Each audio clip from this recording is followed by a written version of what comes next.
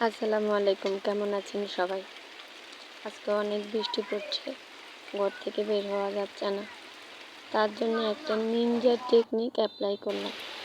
জানালা দিয়ে ভিডিও করে ফেললাম। ভিডিওটা কেমন হয়েছে জানাবেন। বৃষ্টি পড়ার শব্দ, বৃষ্টির দিনে এইভাবে কখনো কেউ গোসল করেছেন? সব মিলিয়ে ভিডিওটা আমার অনেক ভালো লেগেছে। আপনাদের কেমন লেগেছে জানাবেন।